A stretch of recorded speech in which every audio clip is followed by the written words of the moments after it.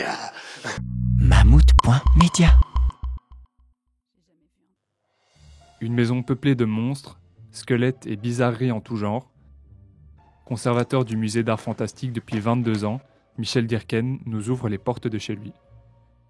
Ça fait 20 ans que ce petit musée existe. On pourrait dire que c'est un grand cabinet de curiosité. J'aimais bien tout ce qui attirait un peu le regard, c'était un peu l'étrange, le surréaliste, le fantastique.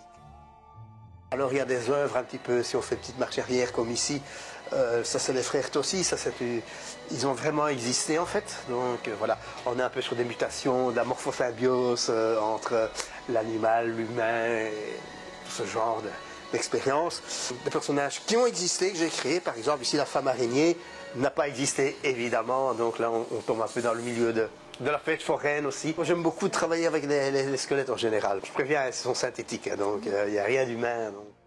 Et pour fabriquer ses œuvres, il n'hésite pas à faire de la récupération. Même quand je fais des brocantes, que je vois une pièce insolite, une machinerie insolite, qu'est-ce que c'est, à quoi ça sert? Si je trouve des plumes, je ferai des trucs avec des plumes. Si je trouve des queues de chat, je ferai des trucs avec des queues de chat. Une imagination qui déborde, comme son musée. Comme vous voyez, on ne sait plus mettre grand-chose à l'intérieur du musée. C'est quand même dans une maison unifamiliale, c'est sur 3 niveaux, mais il n'y a plus de place, quoi. Ben, c'est ma maison, donc voilà, j'habite ici, donc j'habite au-dessus des monstres. Des monstres qu'il apprécie particulièrement. Je n'ai pas d'héritier, donc voilà.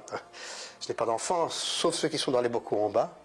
Depuis 2 décennies, il s'attelle à faire vivre son musée, un métier pas toujours reposant, mais qu'il prend avec philosophie. Beaucoup d'heures de travail, beaucoup de stress aussi parfois pour des gros événements, oui. Comment vous gérez le stress? Oh, ça va.